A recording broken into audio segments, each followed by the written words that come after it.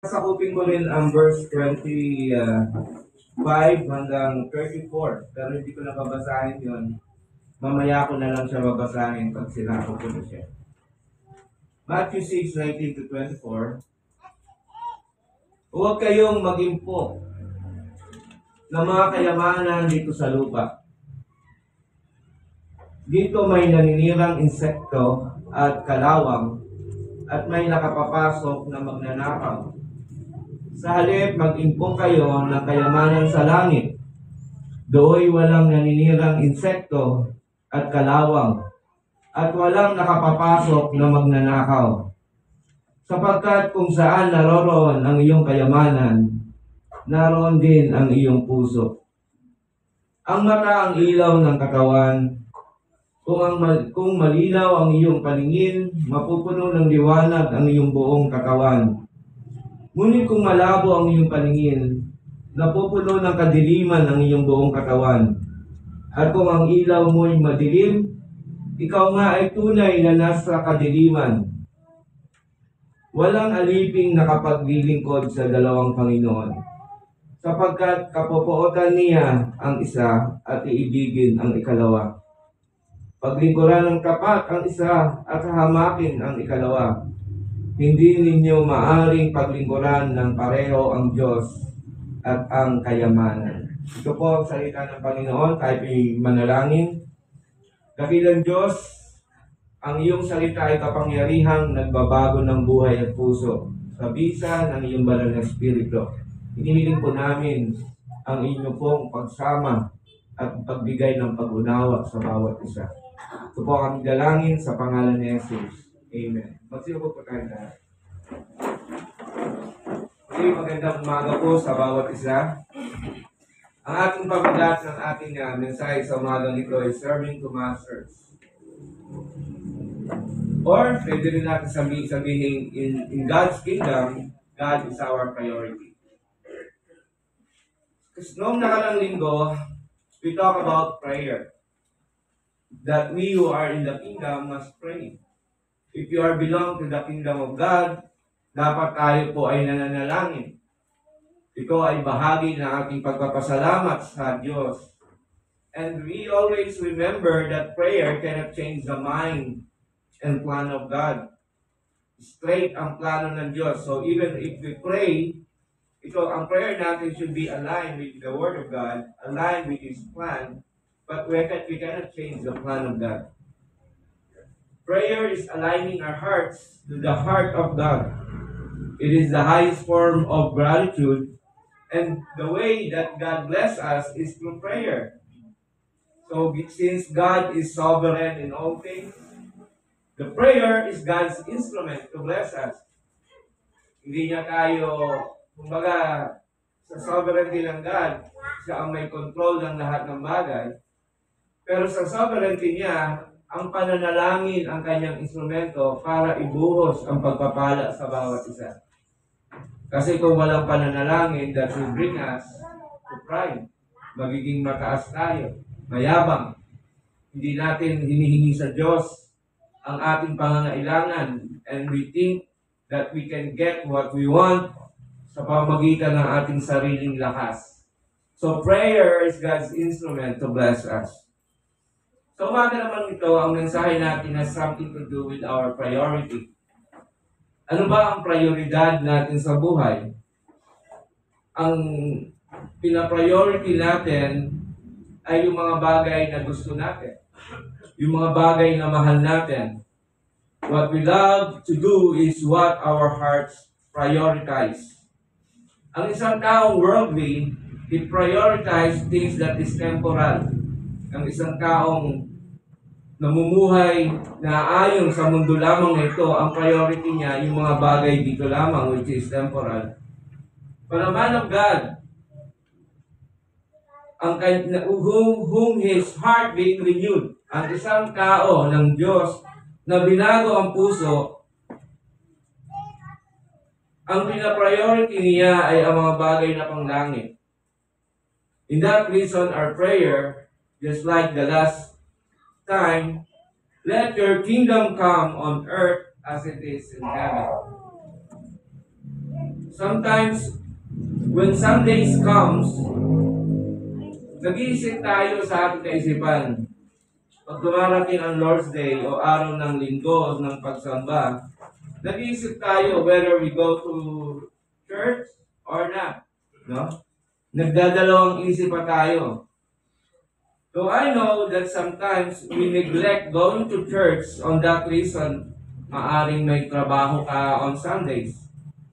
Ang nagiging problema na lang natin, kapag ito ay nakasanayan na natin and things becoming a habit.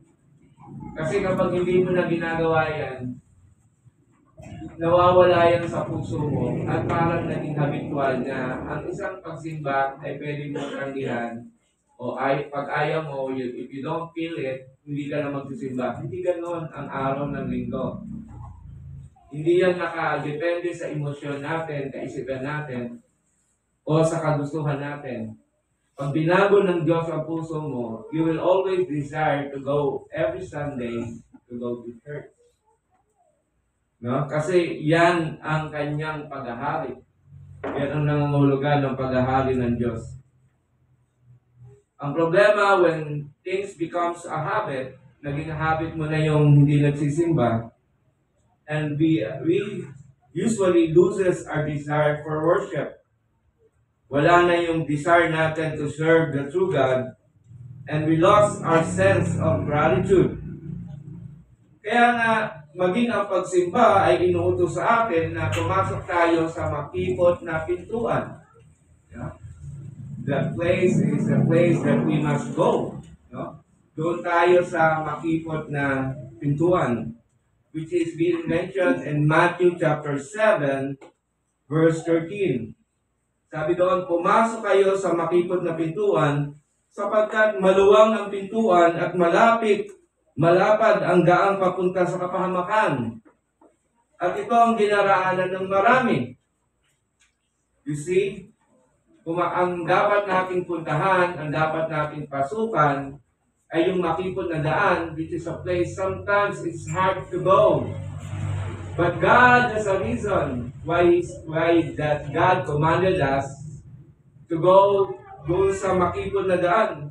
Mahirap yan daanan, pero doon ka pumunta. Pero yung maluwag na daanan, maraming pumupunta. And we should not go there. Ang makipot na daan ay isang daanan na kung saan taliwas sa kalooban ng ating Panginoon. Kaya sa Hebrew 10, verse 25, huwag nating kaliligtaan ang pagdadalo sa ating mga pagtitipon gaya ng nakasanayan ng iba. Kasi kapag hindi mo na ginagawa yan, nakakasanayan mo na at the end of the day, para kayong sinabi kanina ni Pastor na naghasik ng mga binhi, pero dahil sa mga bagay na inaalok ng mundo ito, no, nakalimutan mo na ang pagsunod sa ating Panginoon sa mga katulad nito. Now, ang teksto natin ngayon ay nagsasabi na merong dalawang Panginoon or two masters. And we can see what people prioritize would always be depend kung saan siya, kung ano ang kanyang puso. Sinabi sa teksto, ang dalawang masters na ito ay dinefine niya as God and Mammon. God or money. So, dito, nagkakaroon ng paghahalintulad, no? Yung money, yung pera, ay pwedeng maging Diyos-Diyosan ng tao. And it can be, pwede niyang gawin, i-deify niya, o gawin niyang isang Diyos ng kanyang buhay, ang pera, kapantay ng Diyos, at sometimes, humigit pa sa Diyos sa kaisipan ng tao. Sa buhay natin, people are busy to gain money. May mga pinanonood ako ng mga ilang kabataan sa YouTube. On their early days, no? Nakahawak agad sila, kumita agad sila ng milyon. No? Kaya tuwa sila on the things that they earned, a million pesos in a very short of time, ang kabataan.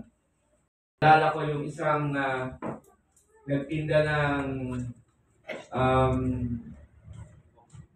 kangkong, no? Si Mr. Kangkong. And he earned millions of pesos because of kangkong. Ito yung kangkong na ginawa niyang pinarito niya, dried kangkong. Naging milyonaryo si kangkong, no? Naging milyonaryo siya dahil lang sa kangkong. At ang mga taong ito ay mga bata. Sa panahon natin ngayon, mostly, ang mga young millionaire ay mga bata.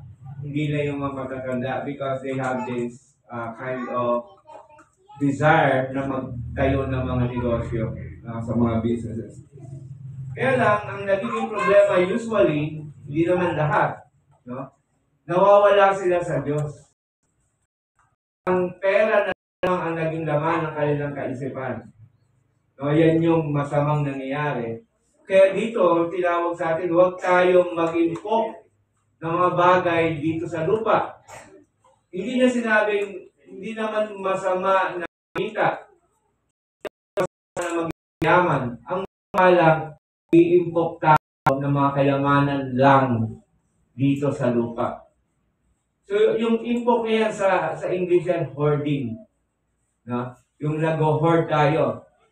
Araw-araw, binibilang natin yung pera natin, palago ng palago, dumami ng dumami, and ang laman na lang ng isip natin ay yung mga pera na meron tayo. And so, actually, we lost our sight to what is more important than money. We neglected the God who is the giver of things and lost our sight of what is more important. Ang Biblia ay nagsasalita ng mga bagay patungkol sa mga makasalanan ng taong niya ang creation instead of the Creator. People giving their whole life in making money. Money is a good slave but a terrible master. Kaya nga, ang lahat ng mga bagay, sinabi ng Biblia, the love of money is the root of all evil. Kapag ano, bakit yung pera ang the root of all evil? Hindi yung lust, hindi yung ibang bagay, kundi yung pera ang root ng lahat ng kasamaan sa mundong ito. And that's true. That's why ang politics natin ganyan. No, nakakalungkot yung ilang mga senador. Kung binoto nyo to, sorry. No? Sabi ng isang senador, hindi ko neutral ako I'm not going more on politics but making this as an example. Sabi ko isa, dapat wag ipakulong, wag ipatawag si Tibuloy because siya ay naging mabuti sa aking pamilya. No? Naging mabuti sa aking pamilya and it is not right for a friend na gawin ang mga bagay nito. Well, you're a senator. So, dapat doon ka sa katotohanan. Hindi dapat na dahil naging kaibigan ka yan, ang tingin mo, hindi dapat siya nakakalungkot na hindi dapat humarap sa Senado. Ito naman si Robin Hood. No? Tinulungan daw siya nito, kaya hindi niya maipatawag sa Senado. Pinagamit ang helicopter, pinagamit ang eroplano sa panahon ng kanyang pangunampanya. Yun nga, mga illegal na yun eh. Dapat, pag gagamit ka ng helicopter, ng eroplano, ilalagay mo yun sa may gastos yan, may value. At hindi dapat gumastos ang isang senador ng ganitong amount. So, gumamit siya ng SMNI, gumamit siya ng eroplano, gumamit siya ng helicopter, and yet there is no report na nireport itong mga gastos na ito sa COMELEC. Kahit bagayan ay bigay ni Tibuloy na bahagi ng kanyang abuloy pagtulong sa pagpapalong sa So, natin ang gulo ng ating politika. Lahat ng mga bagay na ito doon sa mga pera. Kasi yun and I heard pa, pag bumibili ng si Tibuloy, may bahay din si Digong, no? Binibili niya ng bahay. Being a teacher, pwede naman ang tao tumulong sa iyo the moment or position. Pero lahat yun, ang bumoto ay ang tao, ang kabuuan tao at ang gusto mo sa ikaw ang laban. So, spare mo muna yung mga personal na friendship sa ganito. Dahil ang buong sambayanan doon sa sibol lahat ng ito. Kaya ang ugat ng lahat ng mga bagay na ito ang sabi ang pera. Tama na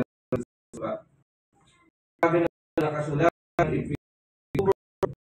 go sa road,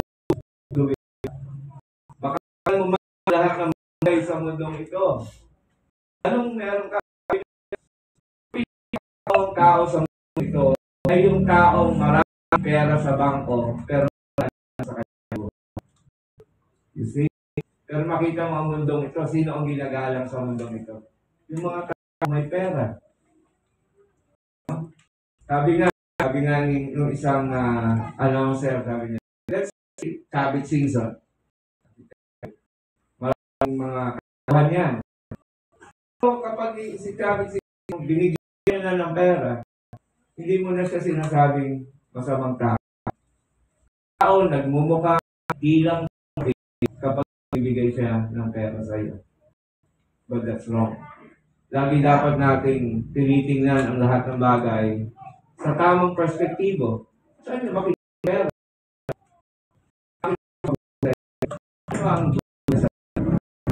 Dahil gusto natin, dahil mabuti sa iyo, kahit sama yung doon nagkakaroon ng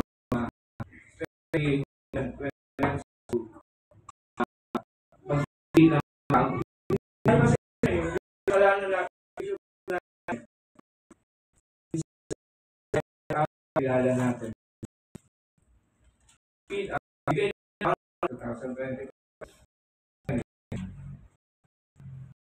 Hindi natin natin pinaralan niya. Taon to. Kanyang kanan. Ano ba siya pagpulong sa bayan? Ano ang kanyang ikain? Ay, buka ko ito. Kaibigan ko. O, pero kasi ito ko dahil ganito. Buka tayo natin doon lamang ang puso. Okay? Bilang handa. Kasi baka rin ang mga tao, ang mga miyembro, tamang pili mga manunong po one day. Kaya as of careful, kasi crucial. Kailangan natin ng isang nakita kasi basta ng mga kulit. Kaya merong alain sa ating bansa. Hindi yung ibigang gulo. Kaibigan sila. Hindi pwede gano'n. Dapat, paano mga bawang na-rate? Kapag qualified rate na dahil pastor, yun pa nakasasama doon. No, akatuloy naman lahat ng pastor ay 80. No? Kung sabi ni biya babae, teka, no, hindi pwede gano'n. Kaya na tayo, pag namamili tayo, kung mayroong pino sa pag-pili, huwag pag-pili dahil gusto mo lang yung may nakikita o may naito. Pag mamili ka, darating sa 2025, sino talaga yung mga tao na merong tamang hadikain, naglalaban para sa bayan ng sarili. So, ng Bible, ang kaugat ng lahat sa mga ay ang pera. And we can see the Bible. Why Judas killed Jesus? O ay bakit niya ipinagkanulo si Jesus? Ang reason? Money. Si Judas ay isang treasurer. So, we served Jesus for 3 years without gaining any money. Kaya lang, nakita niya si Jesus mukhang hindi magiging gobernador o hindi magiging presidente ng kanilang bansa. Kaya yung siyang nag-isip, isip. Sabi niya, ako na lang, palit ko na lang 30 silver or 30 pieces of silver. Anong aking paglilingkod, kailangan niya. Kaya siya, ito nagkanulo sa pera. Siya, naman din na panahonan ngayon. Pinagkakanulo, pinagpalit ang pera. Hindi lang si Judas sa Old Testament. No? Sabi ng Diyos, pakain lahat. Magkuha kahit sino, pero nag-spare ng mga bagay ang thinking niya, gagamitin niyon to worship God. So it destroys not only Achan, but well, because of that. Pagmamahal sa pera. Mga anak ng Joel at Abad. Because of the love of money. Sa chaos, bago pa siya nananampalataya, ang priority niya, niloloko niya ang tao because of the love of money. That is before his conversion. Ang isang gobernador, si Pedro, was guilty of the money, Acts 24, 1-7. Sa pila, inside the church, na miyembro ng simbahan. Problema niya ay pera. Okay? So we see in the Bible how people so much elevated money instead of God. Money is not bad per se, but when money starts to control us or to gain something in us more than God, it becomes our master. So, ganun yung sinasabi ng Biblia, ang pwedeng Panginoon ng tao sa mundong ito. Yan ay nangyari sa karanasan ng Biblia. Pera,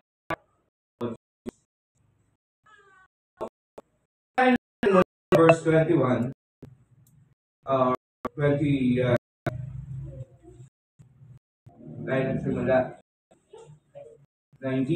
pero basahin na lang natin sa 21 muna. Sapagkat kung saan naroon ang iyong kayamanan, naroon ang iyong puso. Bago yun, binanggit dito, huwag kayong mag-impok ng bagay dito sa lupa. At ang pag-impok ay mga bagay ng langit. And kung saan ang kayamanan ng puso. Ibig sabihin, kung ano yung napakalahat, puso mo sumunod doon. Ano ang pinahalahan din ang ating puso? Kapag ang Diyos, nasa kanya kapag puso. Remember, ang aking nasabi, the kingdom of God. Ito yung Sermon on the Mount. Ito ay patungkol sa pahari ng Panginoon. Sa buhay ng mga mananampalataya. At sabi nito, na sa kanyang pahari, dapat priority natin ibigay ang ating Panginoon. Sa kanyang puso, bigyan ng mga bagay tungkol sa hari ng Diyos. Nakasa lahat ng bagay na ginagawa na hahasahan ng Panginoon. Nagbahay at hari ng Diyos. Ikaw sa bahay, dapat pinagaharian ka ng Diyos. Lahat ng mga ginagawa, sa buhay, negosyo, dapat ang lahat ng mga bagay na iyon nasa ilalim ng pahari ng Diyos bilang isang individual. Ang lupa kayaman niyang kung ano ang halaga sa atin, yun ang itinuturo na ng ating puso. Kaya natin, ano ba ang pinamahalaga sa buhay? Pera o Diyos? Sabi natin, pera, yung puso mo ay sumusunod sa mga bagay na tinuturo ng pera. Ngunit kung ang Diyos ang pinahahalagahan natin, ang lahat ng ginagawa ng puso natin ay pumapatungkol sa pagpapahalaga tungkol sa Diyos. Ano ba ang sabi niya? Una, hindi niya sinasabi na huwag tayo maghanap buhay. Maghanap buhay ay kapasan ng Diyos ang katauhan. Yung sinasabi kong huwag tayo mag-impok, hindi na ngahulugang huwag maghanap buhay. Hindi na ngahulugang huwag mag-impok. In fact, gusto ng Panginoon na ginagawa niya lahat ng mga bagay yan. Remember, binigyan ng talento, naging ka talent. Sana ginamit mo yan. Binigyan ka ng tahan para gawin ng isang bagay. At mo itinago ang mga bagay na nagkalaman sa'yo at ay mamukha ang Diyos Ama. At ang akin ay dapat din natin pinaghihirapan. Sa mundong ito, lagi mag-iingat ang easy money. Yung parang ang pera ay dadakutin mo lang o parang ang pera hindi mo pinaghihirapan. Ang pera po ay pinaghihirapan, pinagkakitaan.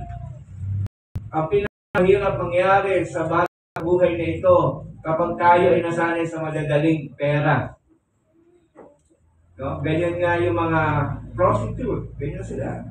Ayaw nilang magtrabaho, ayaw nilang maglaba, ayaw nilang anong gusto nila, ibenta ang kanilang laman. Sapagkat para sa kanila, napakadaling kitaan. Okay? Ang lagi pong pinaghihirapan dapat ang ating mga pinagkakitaan. So, ang kanyang itinuturo dito ay ang pag-iimpok o hoarding na ang kayamanan mong iniipon mo ay lamang mga bagay tungkol sa buhay na ito o sa lupa. Hindi ito nagagamit ng makalangit na kadahilanan. Kung kapag ginagawa mo, kaisipan mo bagay sa mundo, at hindi ang mga bagay sa langit, ano ang use ng mga iniipon mo na walang eternal purpose? Sa madaling salita, ikaw ay nag-iimpok para lamang sa iyong sarili o self-gain. Dapat natin sa isip ang bagay na hindi pansamantala, kundi ang mga permanenteng bagay. Kung bakit tayo pinagpala ng Diyos ay upang naipaglingkod natin ito sa kanyang paghahari. Sometimes we ask ourselves, bakit kaya pinagpala ng Panginoon? Is it just because of you? Or God desires that to be a channel of blessing para sa simbahan, para sa mga mananampalataya. Kaya sabi niya, kumita ka, ino-hoard mo. No, huwag ka mag-hoard. Huwag ka mag-hoarding. Ay, marami na akong pinita. Marami na akong na-impok. Anong sabi ng Diyos diyan? Spare mo ang ilang bagay sa naiimpok mo, sa naipon mo, sa mga bagay na panglangit. At hindi sa mga bagay sa panglupa. Okay? Think about that. No? Na tayo ay sa mundong ito ay tinawag ng Diyos for such kind of reason. Ang makapaglingkod sa Kanya, maging bagay na hinihintay natin. Kasi kapag hindi natin ginamit para sa Kanya, wala tayong use sa kingdom of God. Inahalin na baka ang Panginoon natin, hindi na ang Diyos, kundi pera sa buhay natin. Nakakalungkot lang na ang pag-impok sa langit ay nabahiran ng mga bulaang mga ngaral na katulad ni Kibuloy, na ginagamit ang mananampalataya sa sariling interes.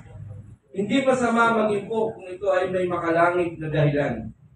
Kaya ka nag-iimpok para sa iyong pamilya at para rin sa simbahan. Para paghahari ng Panginoon sa ating mga buhay dahil kayo pinagaharian. Ako'y natutuwa rin po sa panahon ngayon kung makikita niyo yung nabiling lote, no? Ay nagawa na yung kalsada.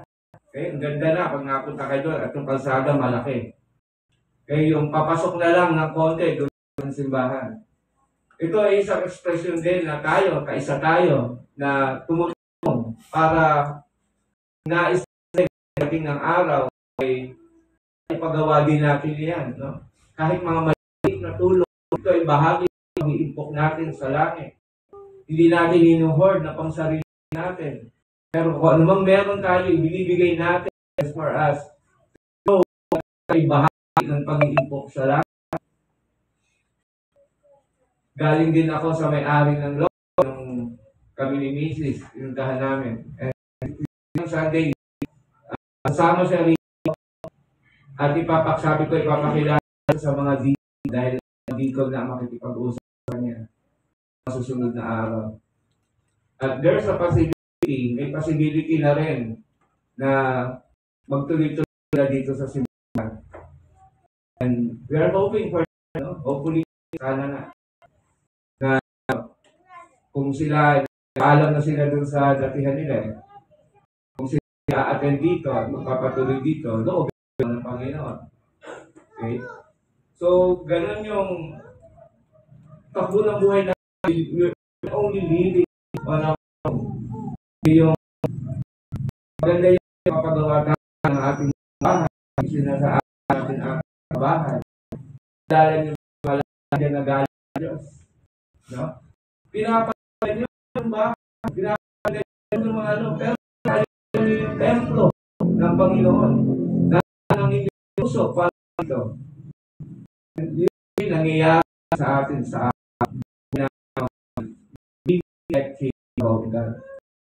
no, kaya sinasabi niya, pinapalala tayo. Ano ang puso o sa mga bagay sa buhay ito. James 14. Come now, you who say, negosyante, today or tomorrow we will go into such and such a town and spend here, there, and make a profit.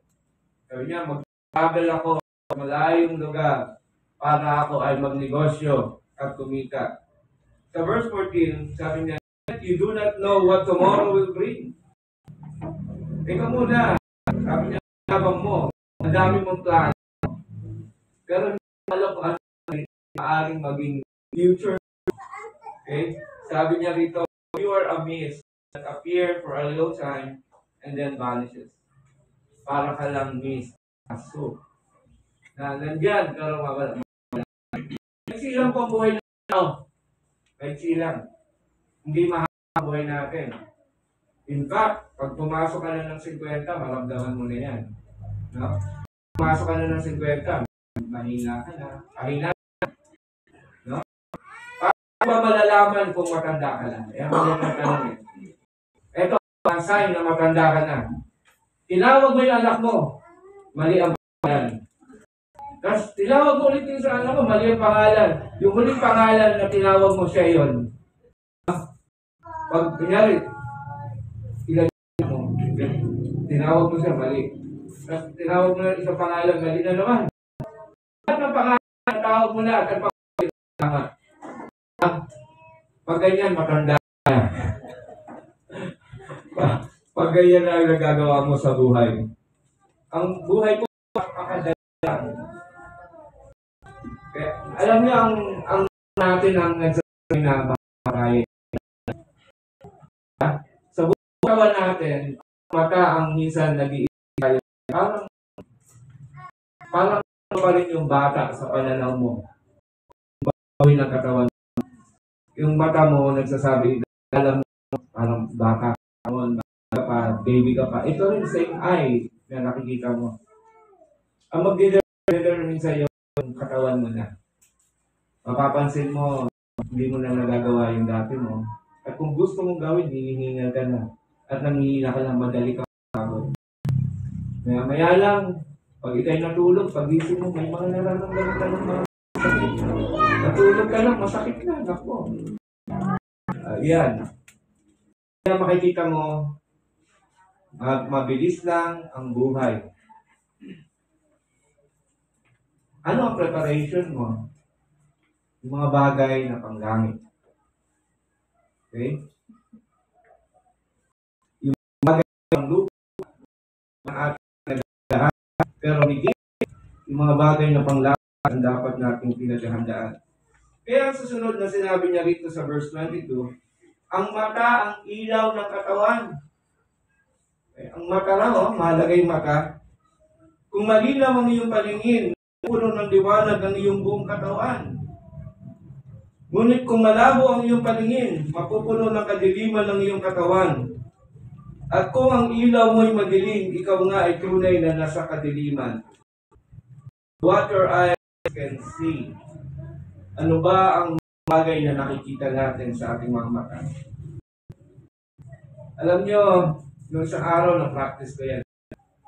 Punta kami ni Mrs. sa may bulihan. Meron daw mga job surplus. Pag naghanap ka ng mga paninda, sarado ang mata mo dun sa mga bagay na hindi mo gusto. Kunyari, dinaanan mo itong mga gamit dito dahil hindi mo gusto, dumadaan lang yan. Pero pag may nakita gusto mo, titigil yung mata mo, hingin mo. Okay? Kasi kung yung laman ng puso natin at tiningnan ng ating mata, nagiging gusto natin ang mga bagay na yun. Okay? So what guys, kung ang gusto mo, mali mong makikita. But gusto mo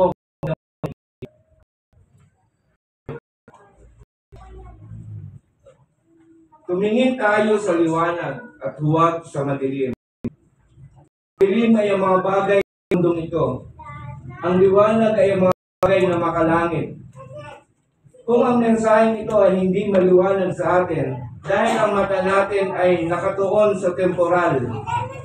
Ngunit kung tayo ay sasang-ayon sa pananaw ng Diyos, lumiliwanag ang ating isip, ang ating puso. Pag ang tingin natin, ang tanaw natin ay mga bagay na temporal. Sa mga na ito, frustrated tayo. Kami natin frustration. Tingnan mo ang plano mo. Hindi yung plano mo ang nasusunod sa mundo, sa buhay mo. Ano yung gusto mo, hindi yung nasusunod. Kasi mga bagay na temporal ang gusto mo. Paano magiging maluwag ang laman ng iyong puso pag tumingin ka na sa mga bagay na permanente sa buhay mo? Katanging magbibigay lang ng comfort sa buhay natin at tunay na kasiyahan ay ang mga bagay na panlangit. Kapag wala tayo niyan, malungkot ang buhay natin sa mundong ito. Kaya sabi niya, kung wala kang pananaw na maganda, madilim na ang iyong pananaw.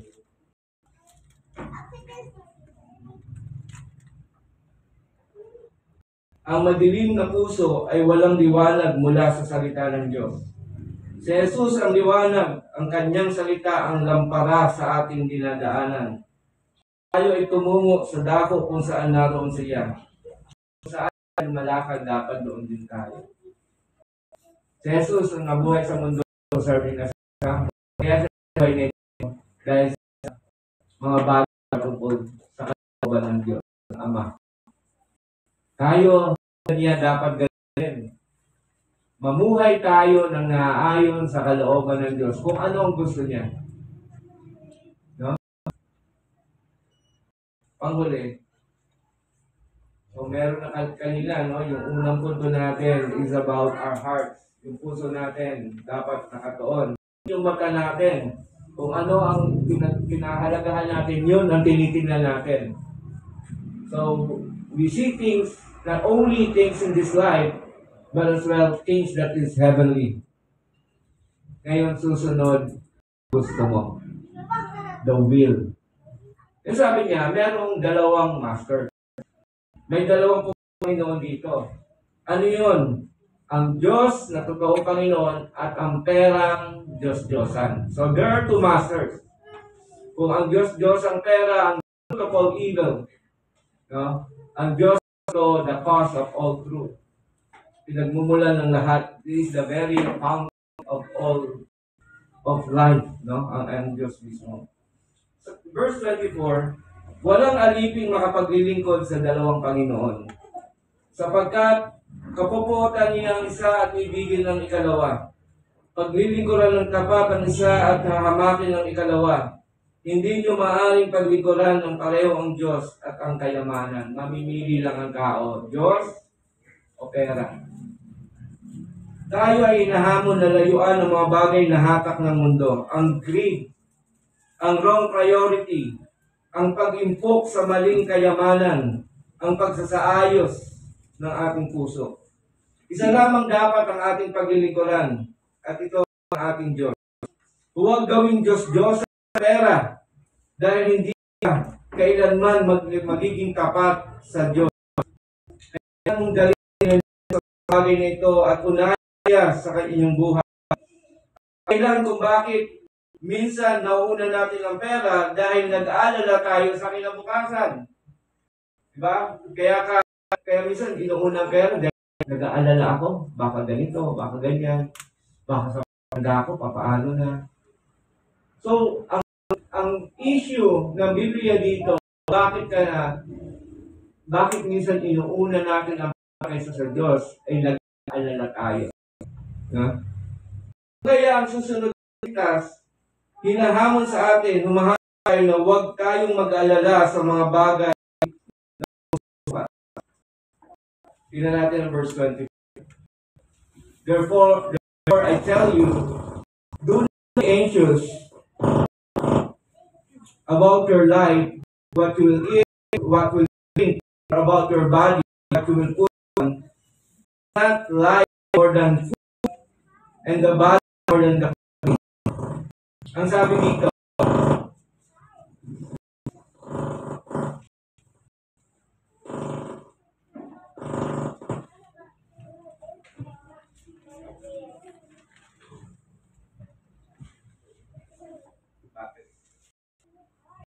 okay.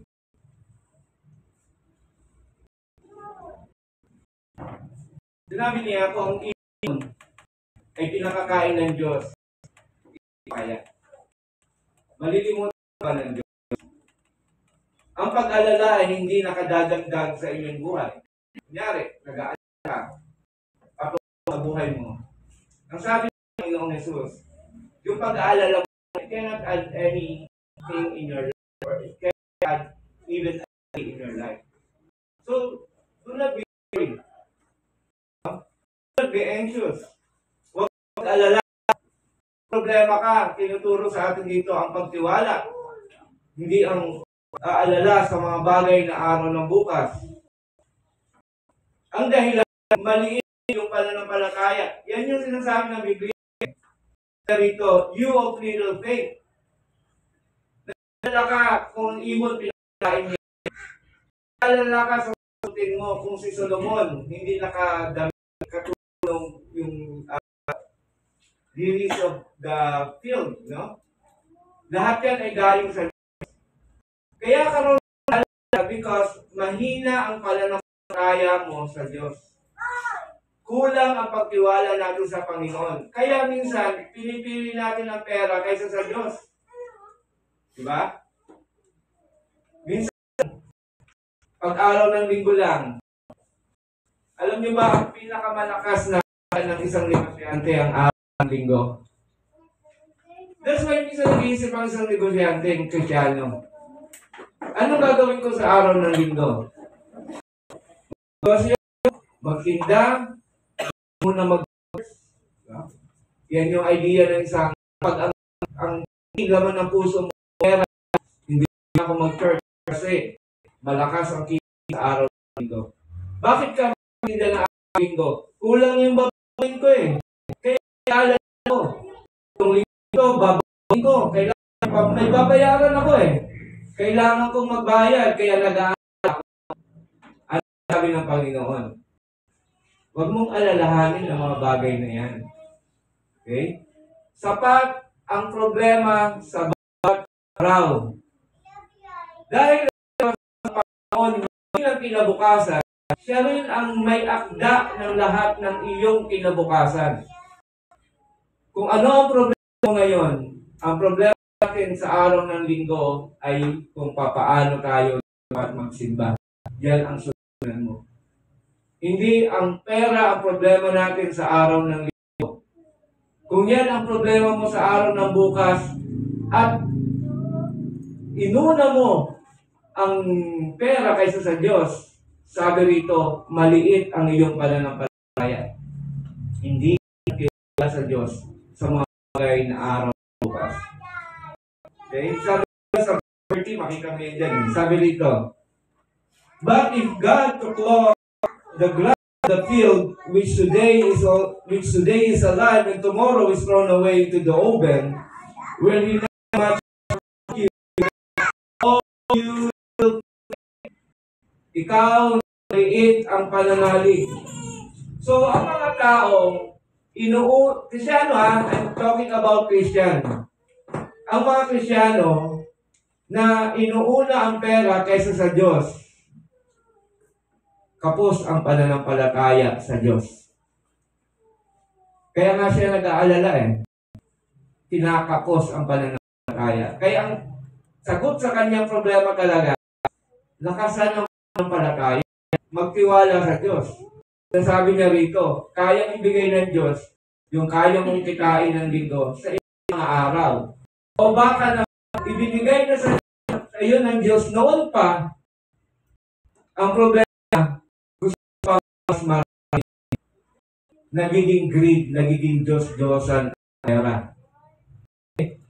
Kaya sabi niya, you will faith. Sa verse 2, ang ganyang alala ay ng mga tao walang Diyos o wala. Sabi niya, huwag tayo ng mga sa verse 31, but be anxious, saying, what shall we eat, or what shall we drink, or what shall we wear? For the Gentiles seek after those things. Yan yung gusto ng mga hintil Yung mga tao wala pa sa Panginoon, yan yung gusto nila. Bakit ikaw Kristyano, pareho din ang mga hintil?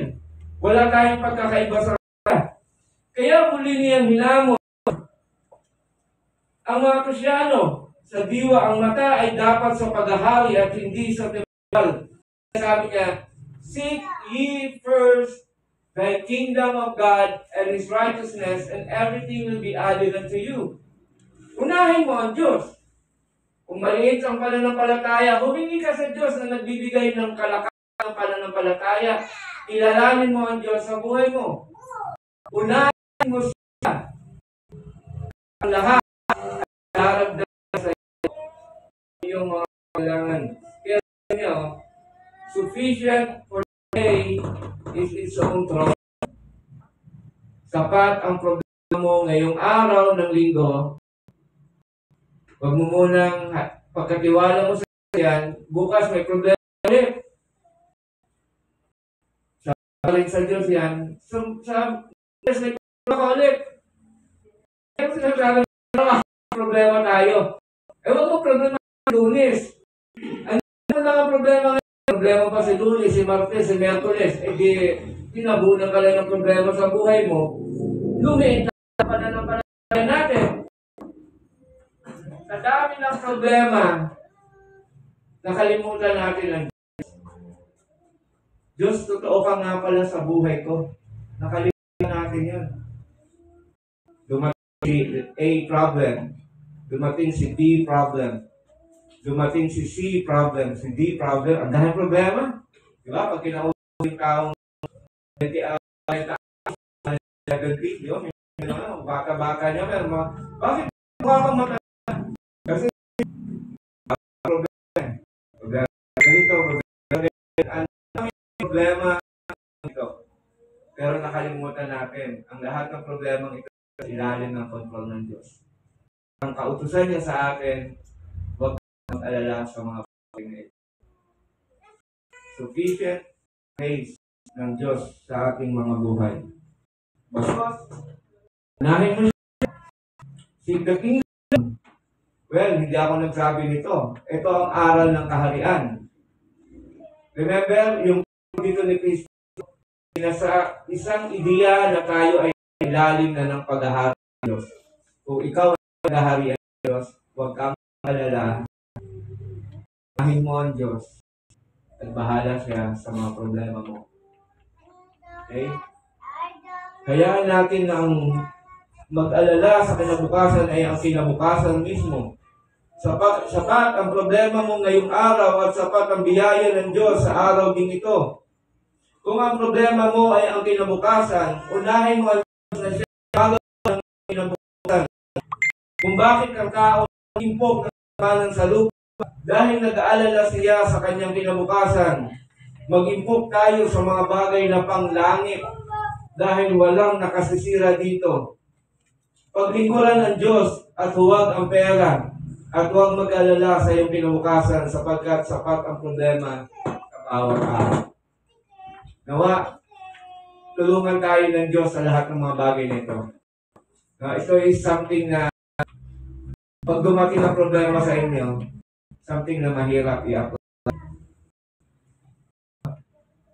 Sa umasa tayo sa makinig na daan. Ang malawak na daan, ang malawak na pintuan sa dulo ay kapahamakan. Pero ang makipon na siyang mahirap na desisyon, na siyang nangangailangan natin ng tulong ng Diyos na nagbibigay ng pananalig. So how do we find this? Dumating tayo sa isang pagdidesisyon, problema ng buhay, lagi natin isa-isip, unahin ang Diyos. Unahin ko ang Diyos. Wala siya sa akin. Now, una mo,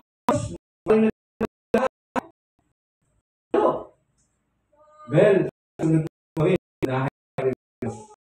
Sa pagdito ka nasusubo. Kung ako at tunay,